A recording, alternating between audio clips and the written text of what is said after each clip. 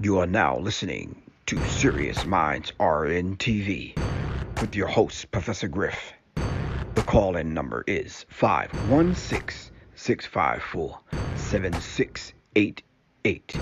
That's 516-654-7688. This is Professor Griff, and this is Serious Minds RNTV. Serious Minds for Serious Minds. Seriously.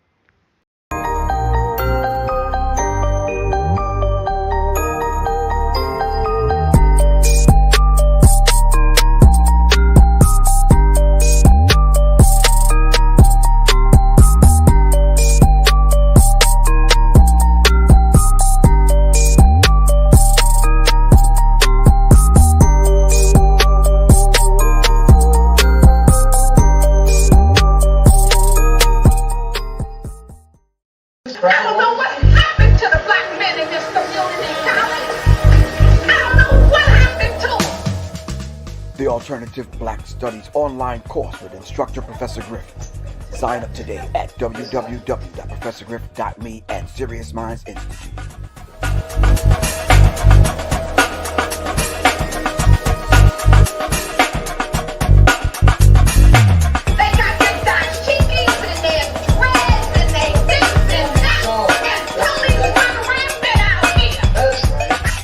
The Alternative Black Studies online course with instructor Professor Griff.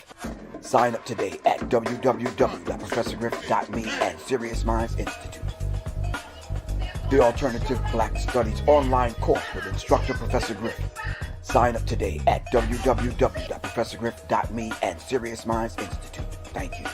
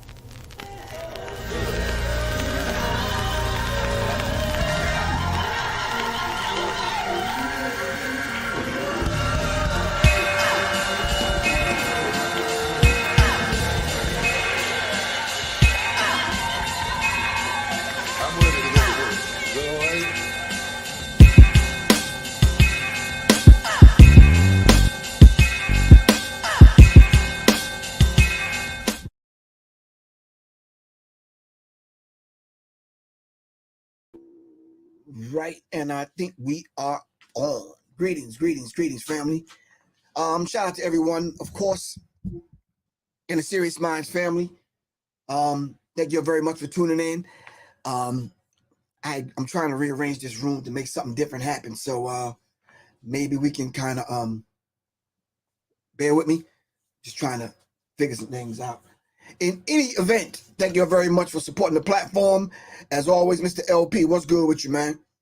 All right. Shout out to everybody on IG and shout out to everyone right here where you're supposed to be on YouTube. All right. Shout out to everyone on Facebook and, of course, Twitter and Periscope. Greetings to everyone. All right. Of course, you already know this Professor Griffin. This is Serious Minds. Quan S., what's good with you? Did you get some rest, Quan?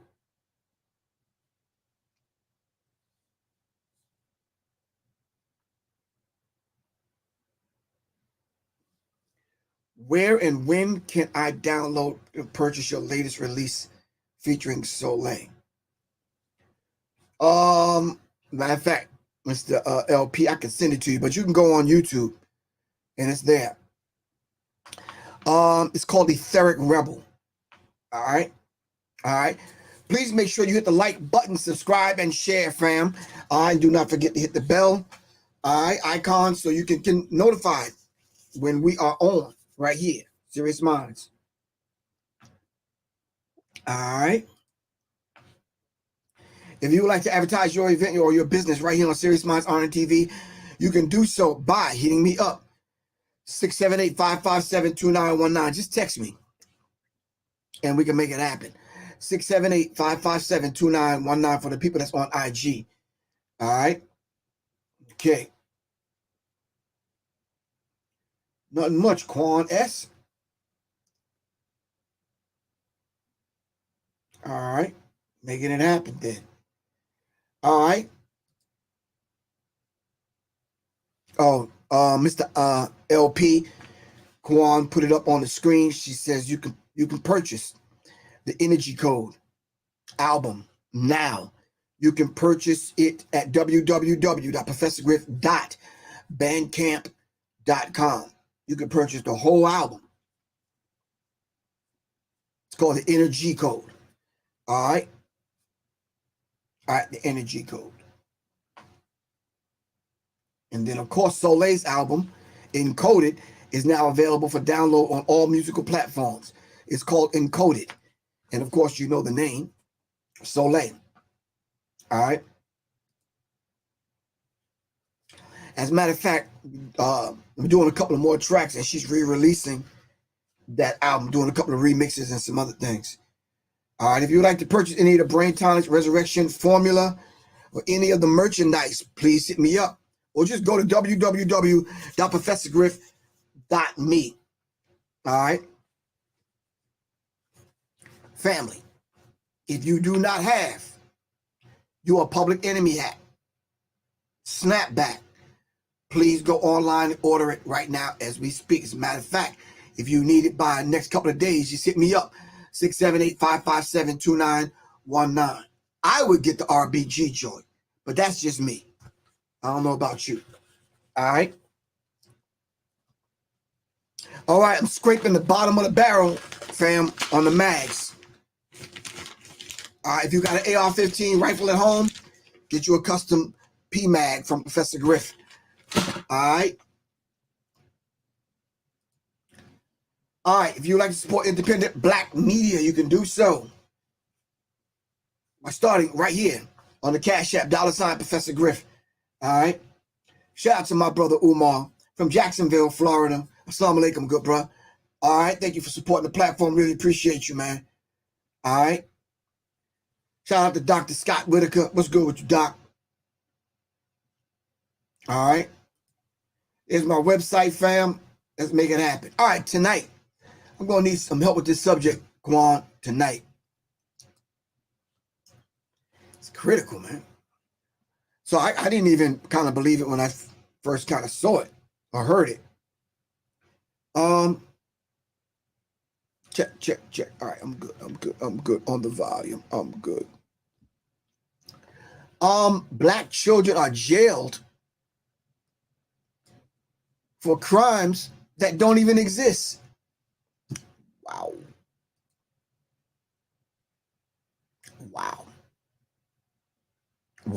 I'm going to let that marinate for a minute. Come on. Got to be kidding me. So how are you going to put a black child in jail for crimes that's not even on the books, that don't even exist? We're going to get to that story in a minute after. All right, I give you the daily quote. All right, so now I owe you 2 quotes because today is the 3rd, and we didn't get a chance to do it yesterday. So here we go. I'm pulling from this book, the Nayin Nasim. All right, the Nayin Sasim. All right. Hold on one second. All right, if you got the book, pull it out. All right, talk to me. If you don't have the book, Quan, can you let them know where to go? This is Imwani Mukebe Mani Barudi's book, The Akabin House.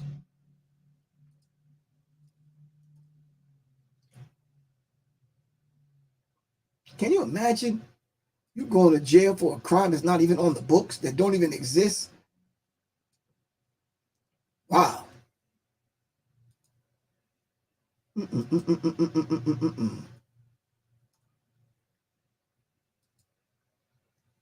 Hold on a second, fam. All right, so January 2nd and January 3rd. All right, I got them bookmarked. We right here. We on point.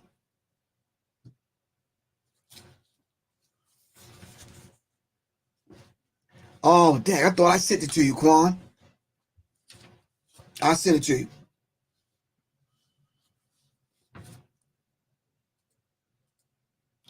All right, anyway, here we go. January 2nd from the Nayan Sasem in Walimuke Bomani Baruti. All right. It says building the community is our duty. It is our duty, and our duty that we must undertake to fulfill without excessive concern for the additional inconvenience, time, or resources it requires. Akoto. Kwame Ajayi Akoto. Building the community is our duty.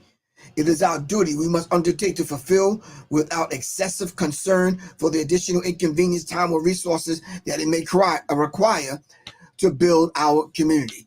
What did you do today as an individual to build yourself and contribute and give back or give forward to your community? All right. And then January 3rd, which is today. We must improve, we must prove our predictions about the future with action. All right. We must prove our predictions about the future with actions. George L. Jackson. So let me ask a basic question, family, before we dive into the subject at hand. Who is George Jackson?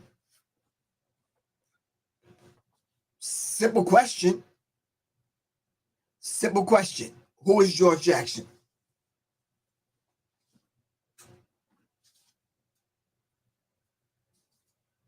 Simple question. Don't take much to answer. Who is George Jackson?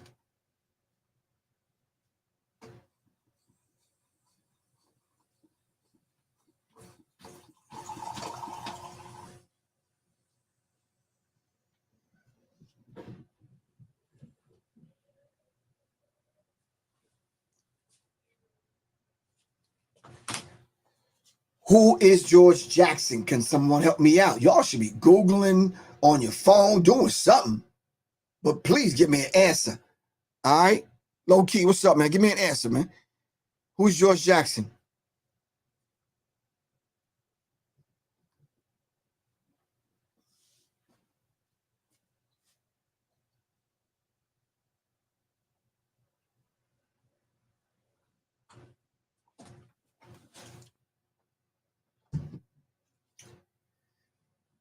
Did somebody have the answer yet? Thank you, little goddess. George Lester Jackson was an American author, activist, and convicted criminal. Now, you know somebody that's not our people that's writing that. I don't know where she got that definition from. But anyway, while serving an intermediate sentence for the armed robbery of a gas station in 1961, Jackson became involved in a revolutionary activity and co-founded the Marxist-Leninist Black Guerrilla Family. The Black Guerrilla Family. George Jackson. All right.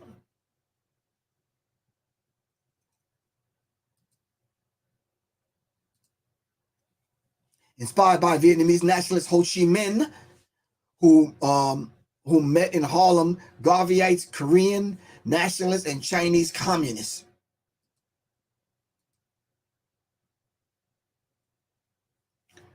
George Jackson, referencing South American revolutionary who fought for Cuba, Che Guevara, describes how Black prisoners can engage, in an alchemy that turns a slave into a dragon. George Jackson. How many people still belong to the Black Guerrilla family?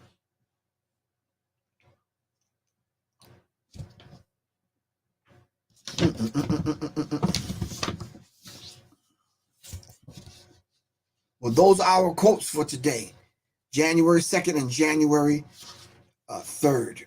All right.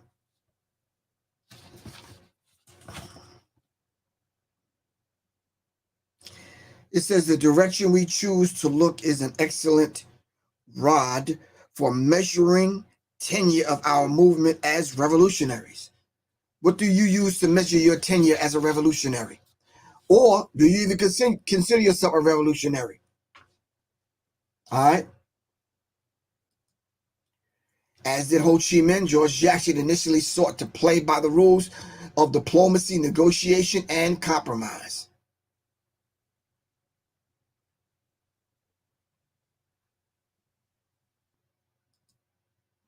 For real, Quan?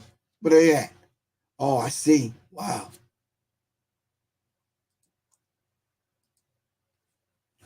Linking the third world liberationists as an international phenomenon, George Jackson politicized himself into being a hyper-intellectual. Isn't that a lot of our revolutionary stories? Coming from nothing, building themselves into something? Come on.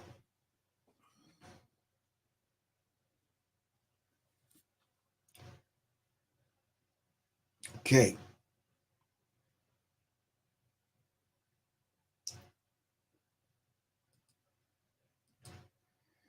All right, so today's subject, we're going to be talking about a judge who sentenced black children were jailed for a crime that didn't exist. Almost nothing happened to the adults in charge. Sentencing and destroying young people's lives. All right. Now, right now, give me the name of the book. Come on, family. Y'all forgot this is Serious Minds. Give me the name of the book that Dr. Amos Wilson wrote in reference to the genius of black children. Come on, family. Come on. There's people watching. Don't disappoint your brother. You know how you got to tell your children that you're about to have company and don't act up?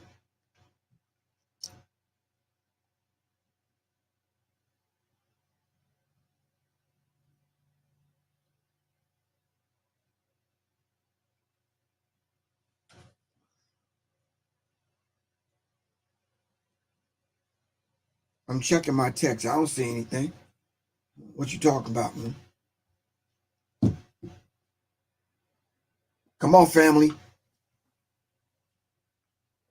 Come on, little goddess. I know you on it.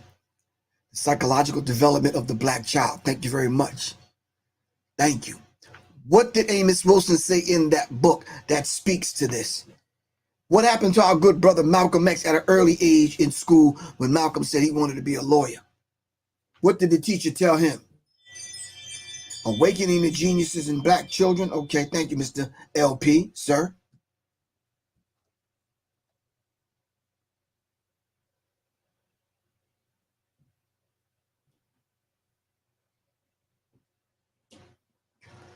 All right, I'm about to play a commercial. I'll be right back, man.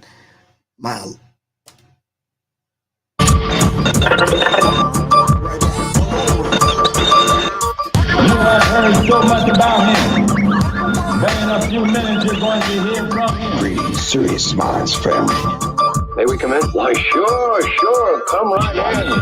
Look, it's over home. On Serious Minds Radio. Serious Minds. Attract Serious Minds. Seriously. Latest word also from National Press Services in Washington, D.C. Oh, yes, I remember that.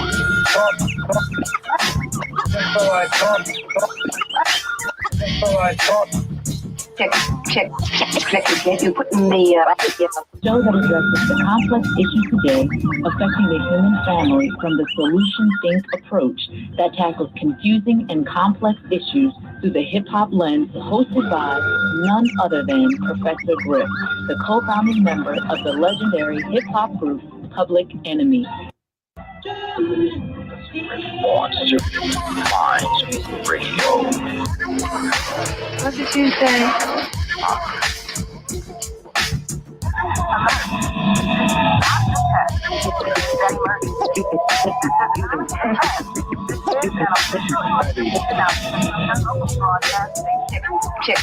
Check. You put in the check. You free speech. I have a duty to perform. Griff, Serious Minds family. And for the details of this continuing story, I'll give you the story. I really Why didn't you listen to me? I demand, I insist. Why didn't you listen to me? You know, I bet I can guess what's on your mind. Bet you can. Serious Minds. Good to see you. All right. Please make sure you hit the like button, subscribe, and share, fam. Really appreciate that, Quan. All right. We were talking about Dr. Amos Wilson, were we not? Or was we talking about Bereshanga? I think somebody put, before I stepped out, I said Dr. Amos Wilson. We have to get to the root of it, man.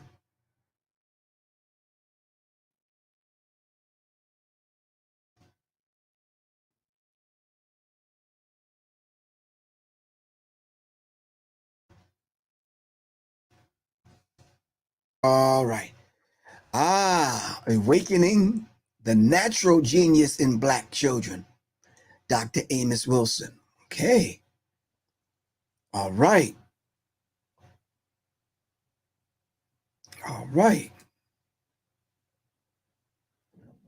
What is it about the natural genius in Black children? Or can Black children be geniuses? All right.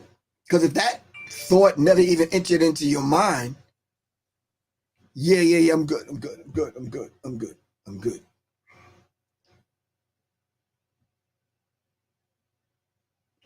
If that thought never even entered your mind, then you can't even understand and kind of wrap your brain around or fathom the, or even comprehend the whole idea or fathom the thought about a Black person being a genius. So when you think of genius, what do you think about? Because according to this story right here, Black children were jailed for a crime that doesn't exist. How are you going to arrest someone? When you arrest someone, aren't you supposed to tell them what you're arresting them for? Thank you, Miss Monique Hill. We were born genius. It's this system that dumbs us down, that turns us into something other than what we really are. Thank you very much, Miss Monique Hill. Couldn't have said that better myself. Black children were jailed for a crime that doesn't exist. Almost nothing happened to the adults in charge. Judge Donna Scott, a woman.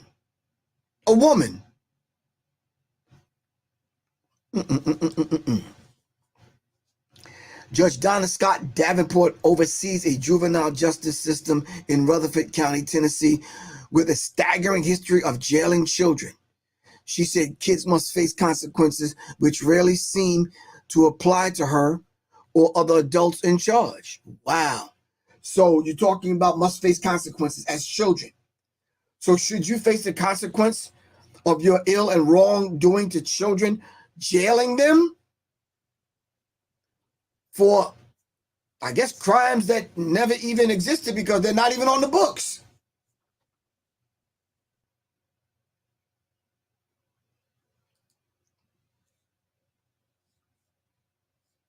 Thank you, Quan. I could not have said that better myself, because they always move the goalposts and change, make up laws and penalize us as they see fit. I could not have said that. That sums up the whole damn show right there.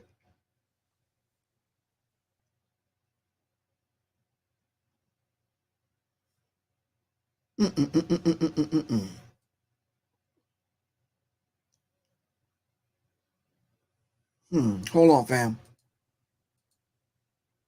Autumn presents. Black children were jailed for a crime that doesn't exist. Almost nothing happened to the adults in charge. Written by Maribel Knight, Nashville Public Radio, and Ken Armstrong. Chapter 1. What in the world? What in the world? Friday, April 15th, 2016. Hobgood Elementary School, Murfreesboro, Tennessee. 3 police officers were crowded into the assistant principal's office at Hobgood Elementary School, and Tammy Garrett, the school's principal, had no idea what to do. One officer, wearing a tactical vest, was telling her, "Go get the kids." A second officer was telling her, "Don't go get the kids." The third officer wasn't saying anything.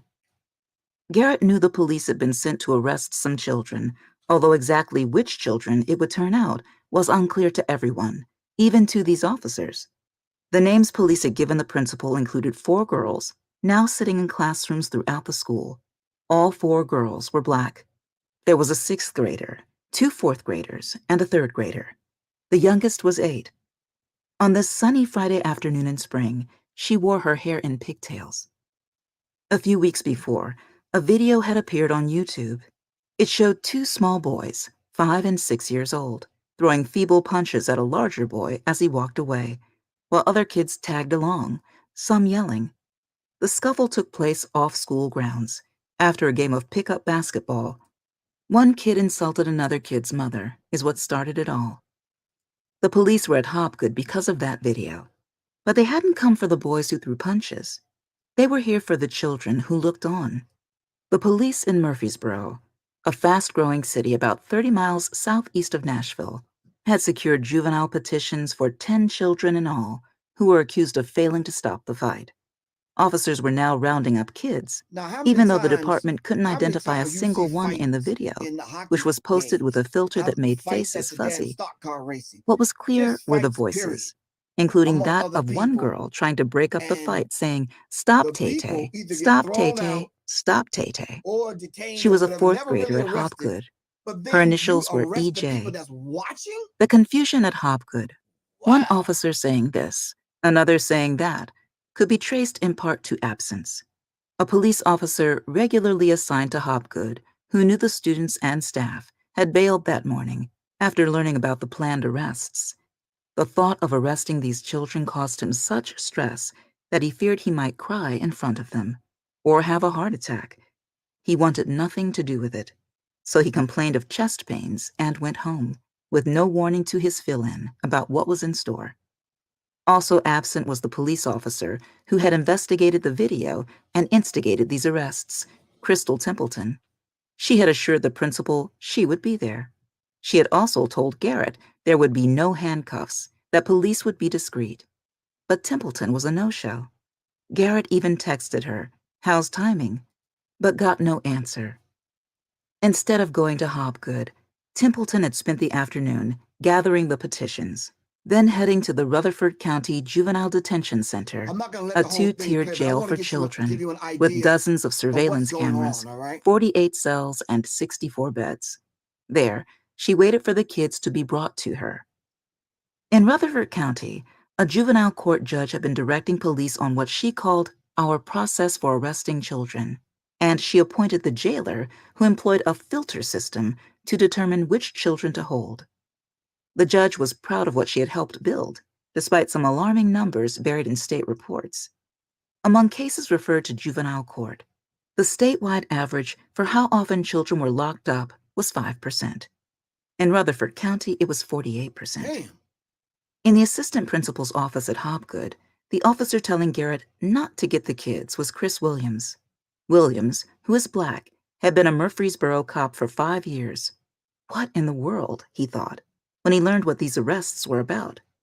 At Hopgood, 2/3 of the students were Black or Latino. Williams wondered if such arrests would be made at a school that was mostly white. He had a daughter who was 9. He pictured her being arrested. This is going to blow up, he thought. I'm going to end up in federal court over this. He considered quitting, but instead tried to get someone to intervene. Tucked in an office corner, he called a sergeant, a lieutenant, and a major, but couldn't find anyone to call it off. The officer not saying anything was Albert Miles III. Growing up, Miles, who is Black, had friends who hated the police. But Miles's dad was a cop. Miles wanted to prove that police could be trusted. That afternoon... All right, we're going to pause it right there. Woo! That story on these particular sites, sometimes they're designed so that blind people can get the story and get the news and read the stories. Sometimes it's better to grasp the concept of the stories in that way. Sometimes when you hear it as opposed to reading it. sometimes I gotta read it. You understand what I'm saying? It's almost like saying sometimes you just gotta be there. All right. But to get the full impact. So now these children are being arrested. Black officers are on the scene. All right. The school is predominantly Black and Latino. All right. The one that's the adults that are systematically running these children from school to prison pipeline. All right. And this is the prime example of it. Giving them records and having things on their record early on. All right. Tracking them on through school right on to the point where they become adults and tracking them right on through. All right. It's these kind of stories that if we don't kind of get the internal infrastructure of the Black family together and the Black community get together in every town, in every city, in every state, we're going to fail our children. We're going to fail our children. All right. What's the sense in calling ourselves revolutionaries without doing revolutionary things, without doing revolutionary acts, without thinking as revolutionaries? And revolution simply means complete, constructive, conscious, cosmic change. All right.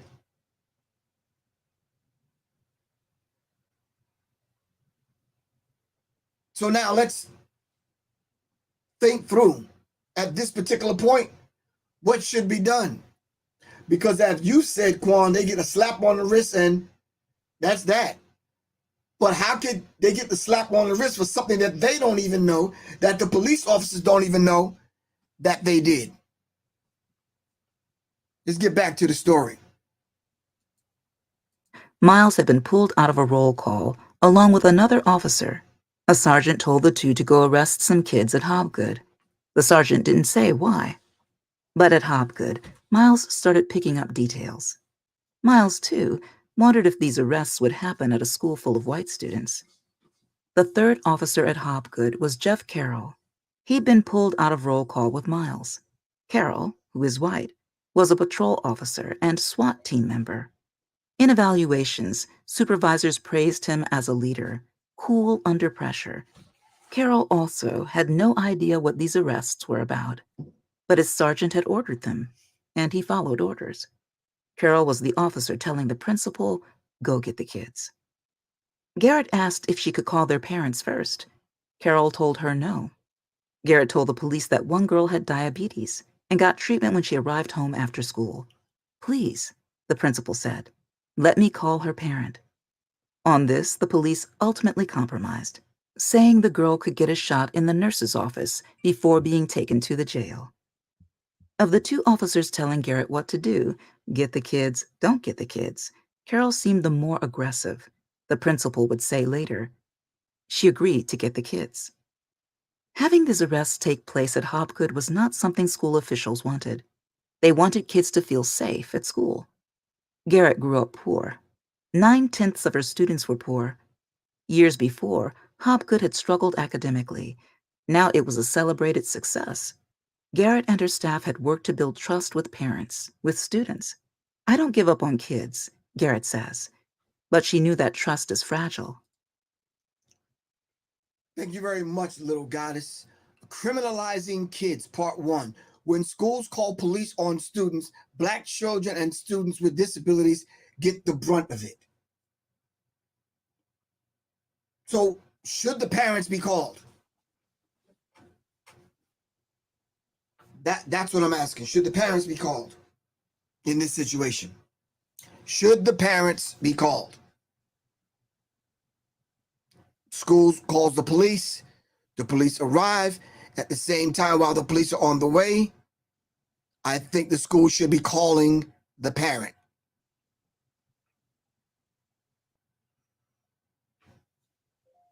All right, if you want the article, if you want to listen to the article, you guys can go to, hold on, let me put it on the screen.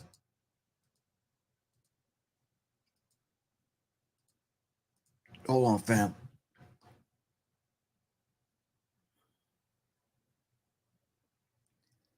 The ProPublica, www.ProPublica.org, ProPublica.org.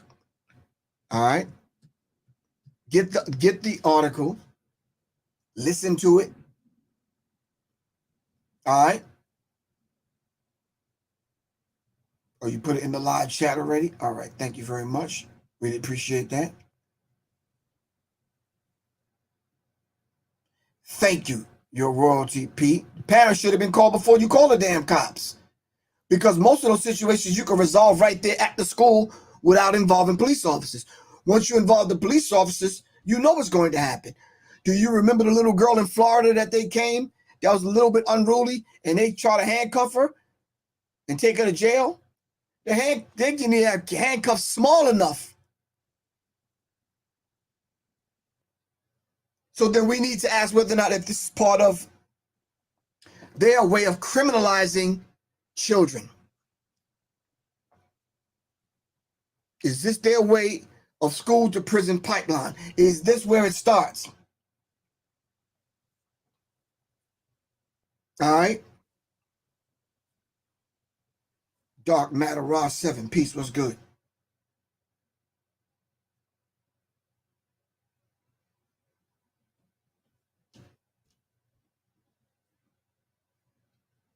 Criminalizing black children. What happened to you having children of your own, and you having some degree of the thing that should have kicked in, and I just call that you being a mom or a dad?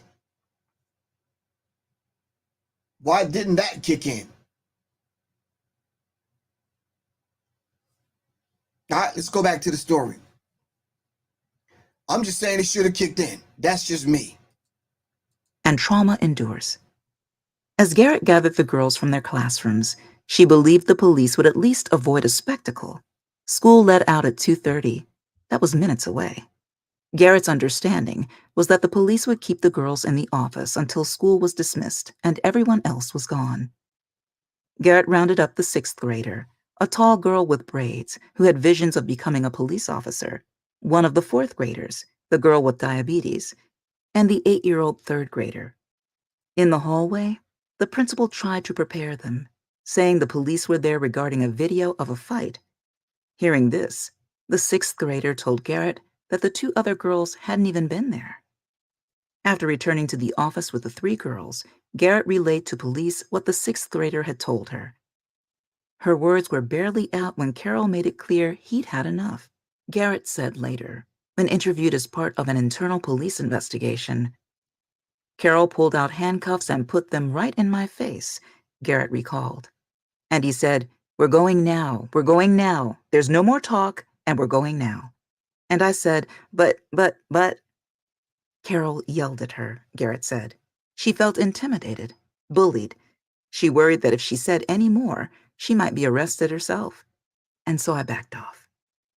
By now the girls were crying and screaming and reaching for the principal, who was also crying, as was the assistant principal. And it was awful, Garrett later said. Carol handcuffed the 6th grader. Later asked why, he said because policy allowed him to. After being handcuffed, the 6th grader fell to her knees. Miles handcuffed the 8-year-old with pigtails. Just acting out of habit, he said later. Walking to a patrol car, Miles stopped and thought, wait a minute, and removed the cuffs. I guess my brain finally caught up with what was going on. While Carol drove those 2 girls to the jail, the 4th grader with diabetes stayed behind to see the nurse. She was sisters with the 6th grader. Her initials were CC. In all this back and forth, Principal Garrett realized something. The other 4th grader. She had forgotten about her. And now school was out. The girl had boarded her bus and was waiting to go home. The other fourth grader was EJ. Although she'd said stop, she was on the police's list to be picked up for encouraging the fight. Go get her, the police told Garrett. Garrett was still crying. She didn't want to go out to the line of buses and let all those kids see her like that. But she went, feeling she had little choice. A teacher beckoned EJ off the bus. Then Garrett escorted her inside, to the awaiting police. EJ, scared and confused, begged for her mother and threw up on the floor. The two fourth graders still at Hobgood, EJ and Cece, were best friends. Williams and Miles walked the girls outside, not handcuffing either. With some parents joining in, the officers formed a prayer circle around the two girls. Miles prayed out loud for the kids to be protected and for God to bring peace and understanding. Then he buckled the fourth graders into a patrol car and drove off. On the way to jail, the girls cried, snot and all, EJ would say later. Garrett, meanwhile, pulled out her personal cell phone and began calling parents, no longer willing to do as the police commanded. For the officers, the confusion didn't end at the school. Now, wait a minute. What happens? What point do you get to where the human aspect and part of you, the parent part of you, the real man and the real woman, and you don't speak up and speak out and say, wait a minute, I know policy is policy. I know whatever, I might get reprimanded, yada, yada, yada, whatever. But these are children. Let me kind of like stop for a second. Let's just press the pause button. And as you heard while listening to this, would this have happened to children if they were white? What happened to a guidance counselor? I had a guidance counselor in my school. What happened to the coach? What happened to your favorite teacher?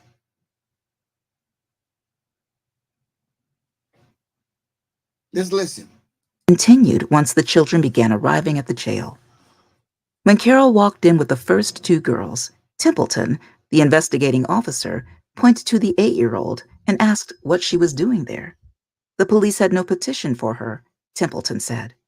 The 8-year-old's mother soon arrived and took her child home. Miles brought in the last two girls, the two fourth graders. Then, walking out to his patrol car, he ran into an angry parent, Miles would recall later. It was a father demanding answers. Miles dropped his head, shaking it. The father asked why this was happening. I don't know, Miles answered. We are good people, the father said. I can only imagine what you're feeling, Miles answered. He explained briefly the juvenile court process. This is wrong, the father told Miles over and over. After the third time, Miles, fighting back tears, said he understood as a parent himself the father's anger and pain. Fuck you, the father said. Okay. I understand, Miles answered. Only later, when he returned to the police station, did Miles allow himself to cry.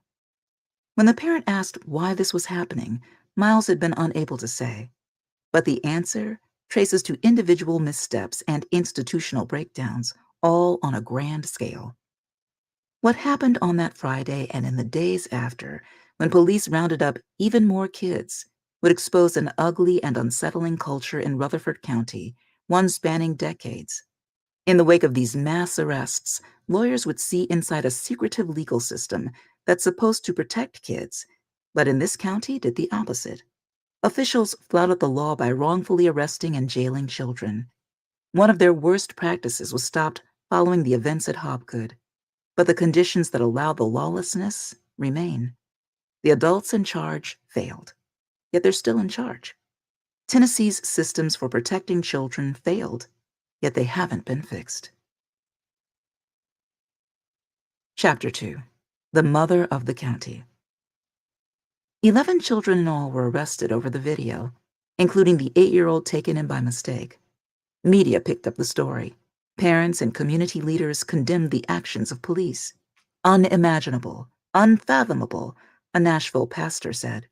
Unconscionable, inexcusable, insane, 3 state legislators said. But Rutherford County's juvenile court judge focused instead on the state of youth. telling a local TV station, "We are in a crisis with our children in Rutherford County. I've never seen it this bad." Rutherford County. Let's pause right there. Is this not every place we know? Almost every place. Let me not say every place. Isn't this most of the places that we know where black children are? All right. Isn't this most of the places we know? And probably worse, where white children are? But is this kind of behavior from police officers and administrators and judges? Is this the kind of stuff that go on? Is this the system now that we're going to allow to stay in place? All right, is this the system that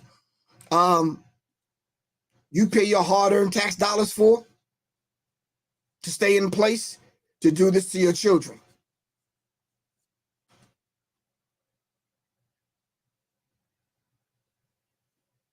Let's get back to the story. County established the position of elected juvenile court judge in 2000, and ever since, Donna Scott Davenport has been the job's only holder. She sometimes calls herself the mother of the county. Davenport runs the juvenile justice system, appointing magistrates, setting rules, and presiding over cases that include everything from children accused of breaking the law to parents accused of neglecting their children. While the county's mayor, sheriff, and commissioners have turned over, she has stayed on, becoming a looming figure for thousands of families. "She's been the judge ever since I was a kid," said one mother whose own kids have cycled through Davenport's courtroom. One man, now in his late 20s, said that when he was a kid in trouble, he would pray for a magistrate instead of Davenport. "If she's having a bad day, most definitely you're going to have a bad day." While juvenile court is mostly private, Davenport keeps a highly public profile. For the past 10 years, she's had a monthly radio segment on WGNS, a local station where she talks about her work. She sees a breakdown in morals. Children lack respect. "It's worse now than I've ever seen it," she said in 2012. "Parents don't parent. It's just the worst I've ever seen," she said in 2017. On WGNS, Davenport reminisces with the show's host about a time when families ate dinner together and parents always knew where their children were and what friends they were with because kids called home from a landline, not some could-be-anywhere cell phone. Video games, the internet, social media, it's all poison for children, the judge says. Davenport describes her work as a calling. "I'm here on a mission. It's not a job, it's God's mission," she told a local newspaper. The children in her courtroom aren't hers, but she calls them hers. "I'm seeing a lot of aggression in my 9 and 10-year-olds, she says in one radio segment.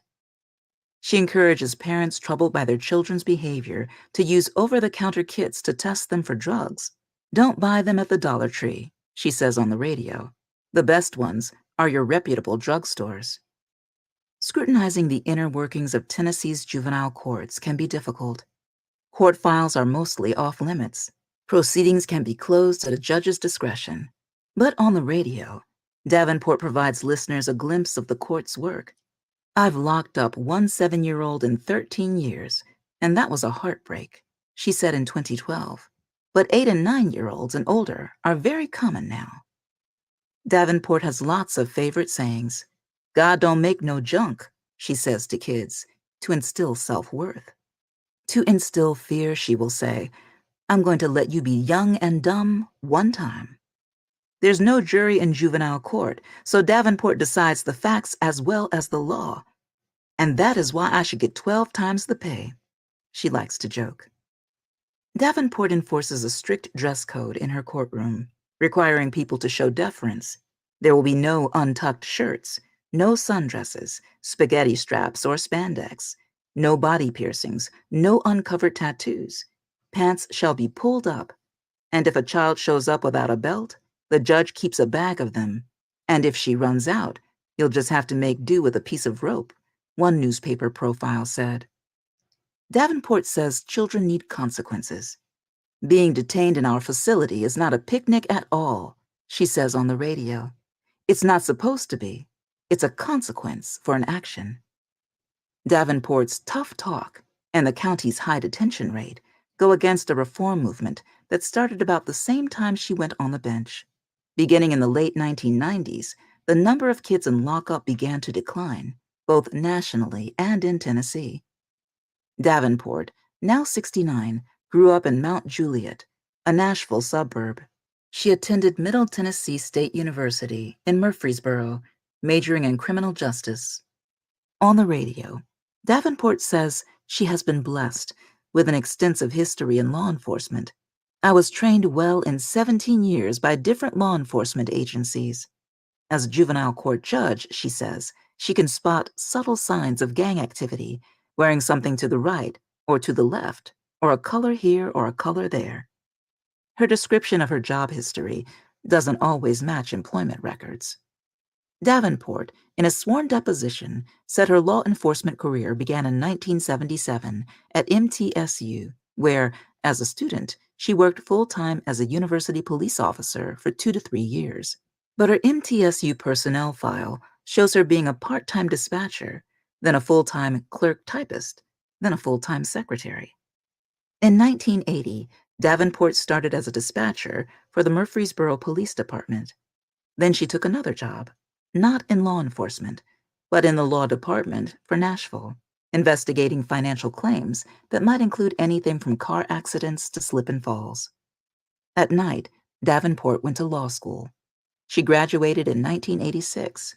That same year, she told lawyers in a deposition, "I started with the feds." She told radio listeners that for 8 years she was with the U.S. Justice Department, where I analyzed and tracked and helped identify serial killers. But this job wasn't with the Justice Department. Her employer, Regional Information Sharing Systems, received federal funding, but isn't a federal agency. Wow. She then became a private investigator, handling mostly divorces, she told lawyers. In a deposition, Davenport said she first took the bar exam about a year after finishing law school. She failed, then kept trying.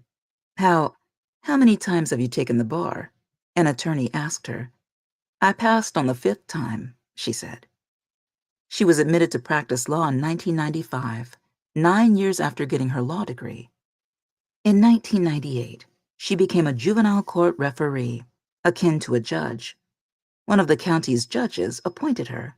Asked why, he recently said, I really can't go back and tell you. The following year, this is the person.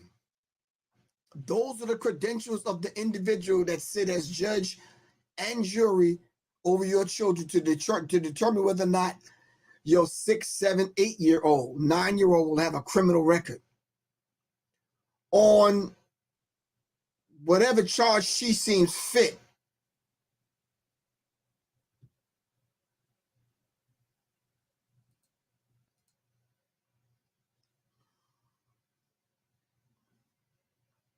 For real.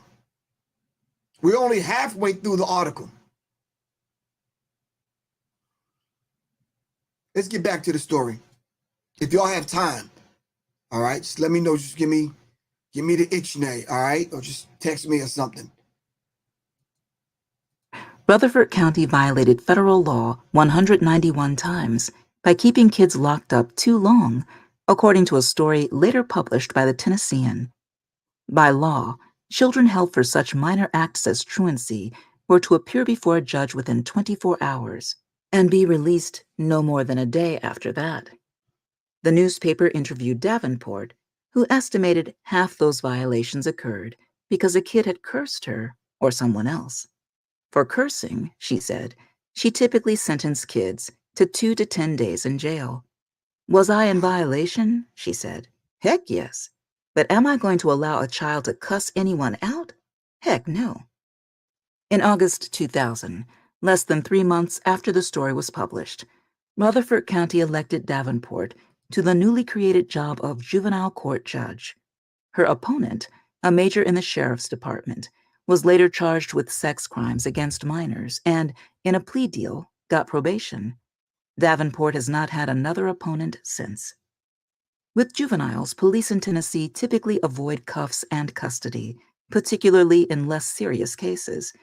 They instead serve summonses, instructing kids and their parents to show up in court. But that wasn't the routine in Rutherford County. When the Murfreesboro officers arrested the kids at Hobgood, They were following Davenport's process: arrest, transport to the detention center for screening, then file charging papers. "It is so ordered," Davenport wrote in a 2003 memo about her instructions. 4 years later, she declared that even kids accused of minor violations like truancy must be taken into custody and transported to jail. Davenport once told Murfreesboro Daily News Journal, "I know I'm harsh. I'm very harsh. I like to think I'm fair, but I'm tough." In 2016, the Tennessee Board of Judicial Conduct publicly reprimanded Davenport. In a family law matter, a father's lawyers had asked to move his case to another county. By law, they were allowed to, but Davenport called the father and/or his attorneys a sneaky snake, the reprimand said. What's more, she ordered that a transcript of her words be forwarded, possibly tipping the next judge to her animosity. The reprimand found that Davenport's intemperate conduct threatened the right to a fair hearing. In some other cases, appeals courts have taken Davenport to task through unusually blunt language. In one, Davenport was overturned twice. Davenport, finding that a mother had neglected her daughter, granted custody to another couple. 2 higher courts disagreed and ordered Davenport to reunify the mother and child. Instead, Davenport terminated the mother's parental rights. Wow. The other couple then adopted the girl, after being exhorted by Davenport to move quickly, according to a state court of appeals opinion. The adoption went through, while a challenge to Davenport's parental termination ruling was still pending. In the second go-round, a state appeals court judge made clear his displeasure, saying, during oral argument, "Our little system works pretty simply. If a higher court tells a lower court to do something, the lower court does it." That didn't happen in this case, he said. 2 months later, the appeals court overruled Davenport for a second time, saying it was troubled by the proceedings to this point. The court ordered Davenport to reunite the mother and child expeditiously. Davenport, through a spokesperson, declined our interview request, to which we attached 13 pages of questions. Previously, when asked about the county's arrest practices, Davenport told lawyers that she can't tell law enforcement what to do. She told a local newspaper that her court produces a lot of success stories. She told radio listeners, "I want the children that come in front of me to leave better than they came in." Chapter 3. Wow. Yeah, that's the charge. Friday, April 15th, 2016. Judicial Commissioner's Office, Murfreesboro, Tennessee. All right. This is only halfway through and we're already into 25-minute mark. So, whoo, wow.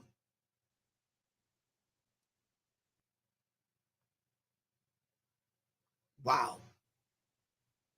This is critical. This is the kind of stuff that flies under the radar everywhere. This is the kind of stuff our children have to go through and put up with and deal with. But because we're not educated about civics, the local law, we don't have enough people on the inside that can educate us about what's going on, especially on that level, because they're too busy trying to be them other people. It is ugly. When you're talking about what Dr. Amos Wilson gives us in reference to awakening the genius, the natural genius in Black children. All right. Wow. So family, I'm not going to ask y'all what do y'all think, because y'all been typing and writing what y'all think about this all along. That article is an hour long and you can continue to listen to it. Can somebody put it in the chat? It's Black children were jailed for a crime that doesn't exist. Judge Donna Scott Davenport, Rutherford County, Tennessee.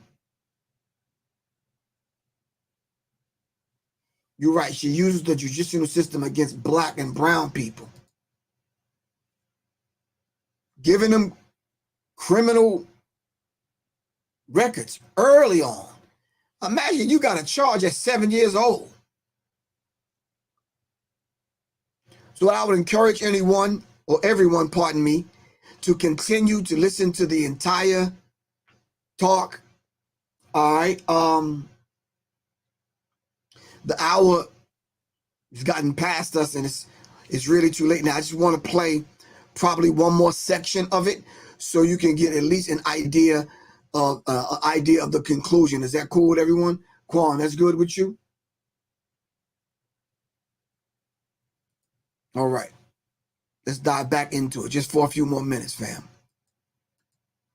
On the same Friday afternoon as 3 police officers jammed into the assistant principal's office at Hobgood Elementary School, 3 other people huddled in another office a few miles away to discuss what charge these kids could face. Crystal Templeton, the police officer investigating the video, wanted to arrest every kid who watched the fight and get them all in front of Davenport. She would say later, during an internal police investigation, charging them was helping them, Templeton believed, because juvenile court is about rehabilitation. Templeton thought an appropriate charge might be conspiracy to commit assault. But then she met with Amy Anderson and Sherry Hamlet, 2 judicial commissioners authorized by Rutherford County to issue arrest warrants. Anderson told Templeton that she thought the only child who could be charged with conspiring was the kid who recorded video of the fight on a cell phone. So they went in search of another charge, with Hamlet checking the state's criminal code on a computer. Templeton had joined the Murfreesboro Police Department in 1998 when she was 21. By the time of the arrests at Hobgood, she had been disciplined at least 37 times, including 9 suspensions. She once left a loaded pistol on the seat of a patrol car, according to her personnel file. During a pursuit, she failed to turn on her dash cam. Another time, she lost control of her patrol car and hit a Ford Explorer, which in turn hit a Nissan Pathfinder while Templeton's patrol unit, spinning, smacked a Toyota Sequoia. In all, 4 cars were damaged and 7 people injured, including Templeton. In the lead-up to the Hobgood arrests, Garrett, the school's principal, had heard grumbling about Templeton.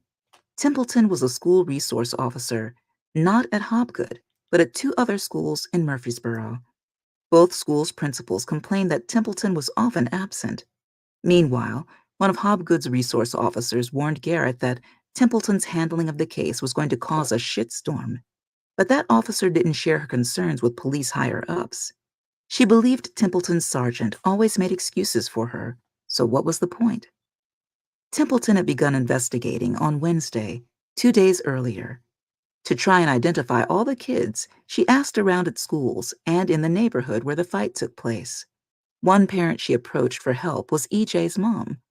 Templeton assured her no one was in trouble, that she just wanted to give the kids a talking to, EJ's mom would say later. EJ, who was with her mom during this meeting, said she had been there. It was her on the video saying, "Stop, Tay-Tay." On a piece of paper, on the hood of Templeton's patrol car, EJ and another girl who was with them listed the onlookers. And that was Templeton's investigation. "My case is the video and the list," she would say later, even though she couldn't match any bystander to any image in the video. The victim, the boy being punched, told Templeton the kids were all friends now. Templeton told him she understood. She then asked the child, "Do you think that there needs to be some consequences for what happened?" She would later recall. And he said yes. Templeton wanted guidance. She believed the boys throwing punches were too young to be charged with a crime. An assistant district attorney agreed. The assistant DA also told Templeton she didn't believe there was any single charge appropriate for all the kids gathered around, but Templeton still wanted to charge them all. Inside the judicial commissioner's office, Hamlet discovered an alternative to conspiracy to commit assault. Her search turned up a Tennessee statute defining criminal responsibility for conduct of another. It says, in part, a person is criminally responsible for an offense committed by another if the person causes or aids an innocent or irresponsible person. Now, wait a minute. How many times these people sit and watch fights and none of these people are charged. All of a sudden, they find a statute on the books. They find some loophole in the law to come after your children. And then those of us that readily comply and those of us that readily aid them and give them a list, is that not treason?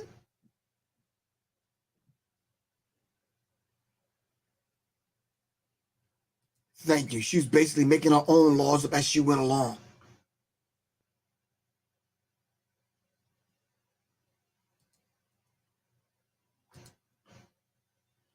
Family, I was going to play it right on up to the 20 to the 32 minute mark.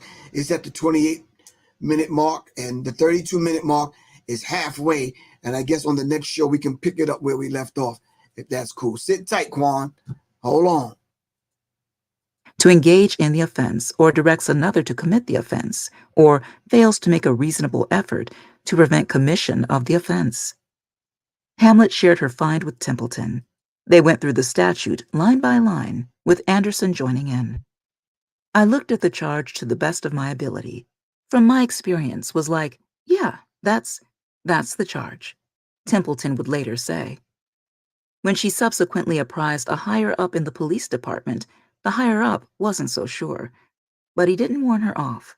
No one ever said, no, Templeton said later, adding, if somebody told me, no, stop, I would have stopped.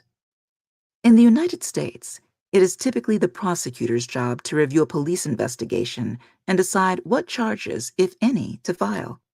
But Tennessee allows counties to hire judicial commissioners to fill this role, from issuing warrants to setting bail to conducting probable cause hearings. Rutherford County's judicial commissioners can take on tasks that traditionally fall to judges or prosecutors without needing the legal training of either.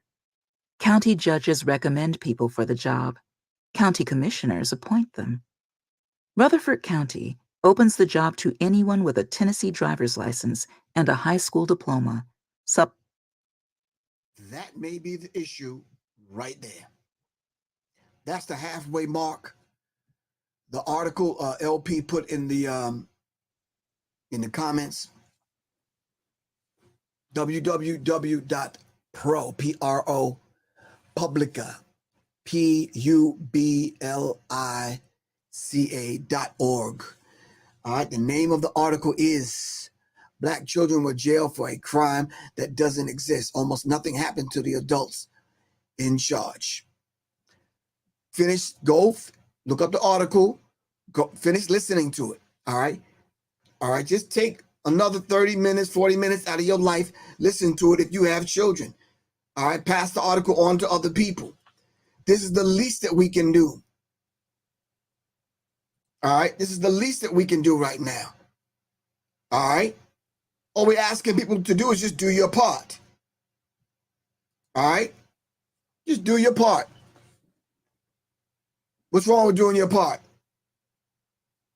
All right, we're not asking anybody to be any high brand revolutionaries and this kind of thing. We're not asking for that. All right? Just for you to pass on a link, have the discussion about it, ask other people about it, at least listen to it, all right, until the end. All right, until I see y'all again. We have to do something, start doing something to protect the children. And the thing that you can do now is get a firm foundation in place. All right. Let's start by getting this book, Awakening the Natural Genius in Black Children, Dr. Amos Wilson. All right. Awakening the Natural Genius in Black Children. All right. Dr. Amos Wilson. I'm going to put it up on the screen.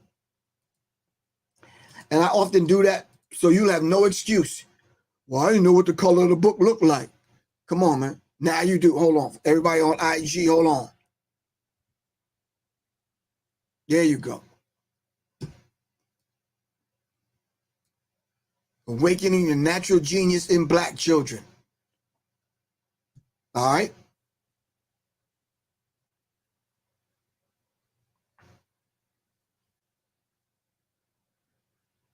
Okay. by Dr. Amos Wilson.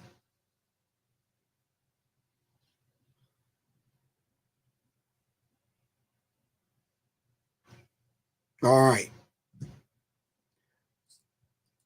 So family, I hope you've have pulled something from this. If nothing else, have a better idea how racism, white supremacy works when it comes to our children, the system of racism, white supremacy. All right. Okay. Keep in mind, family, this week, for the next few days is the last few days that you can get the online course or participate in the 6 weeks online course with in-person range dates. That's developing an urban tactical mindset. Developing an urban tactical mindset. All right. Developing an urban tactical mindset. All right.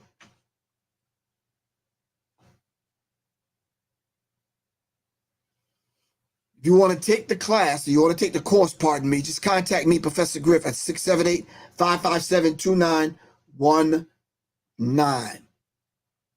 All right.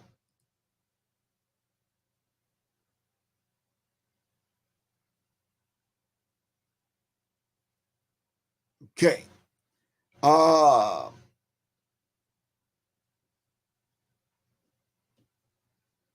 on for a second. Do you recommend any natural remedies for the CVD? Okay. Yes, I do. But I'm not going to recommend them on the air openly. You hit me up, 678-557-2919. Text me. All right. All right, family. That's what I have for this evening. And yeah, I hope everyone is making it through the inclement weather, staying healthy. All right. Keeping your vitamin C and your vitamin D up, your black elderberry, oregano oil, your Irish and your sea moss. All right. All right, it's Professor Griff. I got to study a bit and get prepared for the class on Sunday at 7 o'clock. Developing an urban tactical mindset. Let's get on it, fam. It's Professor Griff. I love y'all to life. All right. Serious minds attract serious minds. Seriously. Peace. All right. Peace, fam.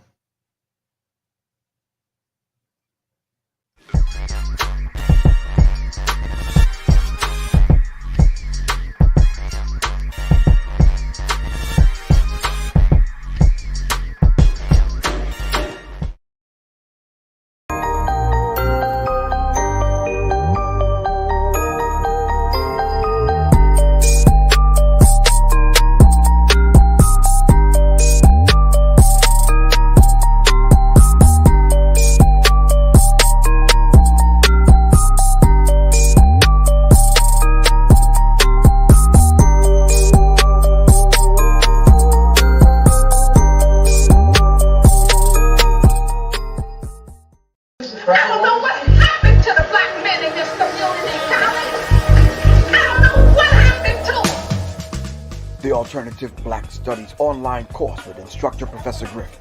Sign up today at www.professorgriff.me and Serious Minds Institute.